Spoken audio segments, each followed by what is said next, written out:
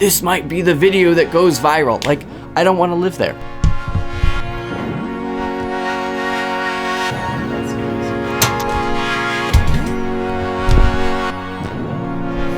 Cool. A couple days ago, I made a video about how to get out of a creative crisis, or how to, maybe not how to get out of it, but how to work through it. There's some steps that you can do. You can watch that video.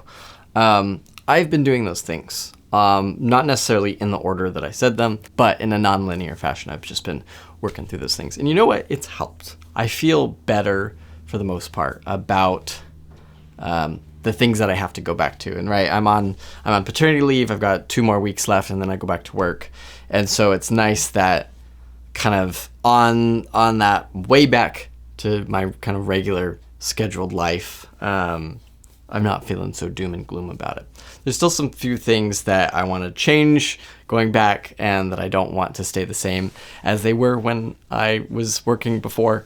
But to be able to go in with a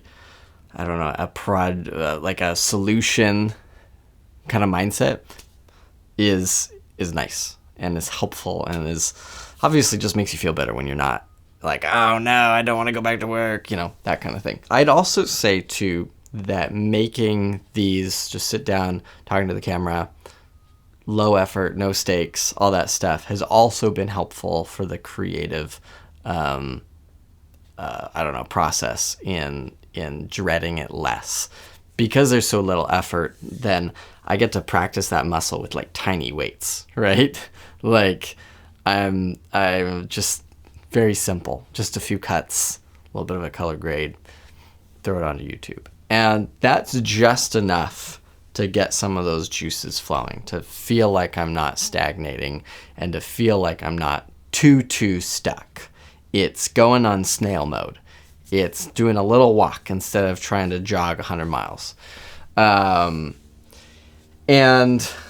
all that's helpful. All that's just part of that process of working through the crisis. And I guess I'm just saying that it works. It actually works. You talk about the things with people, and you do other stuff, other creative things or other not creative things, just things completely different. And you spend your time focusing on those things, not focusing on the creative thing that you're usually doing. And it helps. You kind of start coming out of that fog. And for me, it's been like a month. It's been or maybe 2 months even, of me having this sort of like, what am I doing sort of crisis. Sometimes it just takes that long. But you practice, you work on the steps, you don't panic, all that stuff. So I guess like when you get to that point, the mind automatically shifts towards what's next, what's the future hold. And I don't know.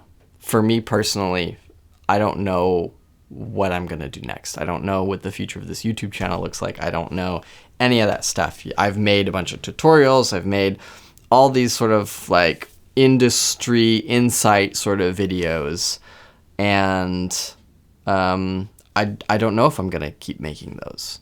Right now, it doesn't excite me. And I have a small enough, I wouldn't even say I have an audience, but I have a small enough channel where I can, at this point, I can experiment and do whatever I want. I would like to do more of experimenting. I feel like these short videos, these like simple videos, have been an experiment. And I've really enjoyed it. It's really been helpful. It's been cathartic. It's been interesting to do. I'm not getting any views. I posted the last video like yesterday or 2 days ago or something. It's got like 30 views. Whatever. Nobody's going to watch this either. It's fine. But just from a creative standpoint, a creative person, I want to experiment. And I don't want to feel like I'm paralyzed of like, this might be the video that goes viral. Like, I don't want to live there. I don't want to live there in that place of this might be the one, this might be the one, this, and then it's disappoint. It's setting yourself up for disappointment, setting me up for disappointment.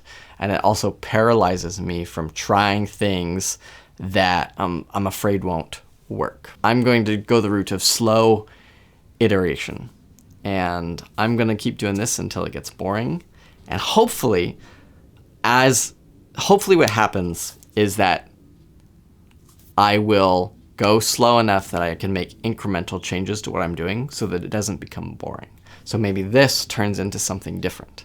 And then I add a little bit of something else and a little bit of something else until it turns into something that I feel like I'm proud of and I'm energized to make. That's the goal. That's the vision. We'll see. I don't know what time there will be for anything, but I'm trying to figure out what works and what doesn't work and reduce the friction in the process. So that's where I'm at. Thanks for listening. We'll see you later. This is your fellow creative friend in a crisis, along with you. Or not. Maybe you're not. See ya.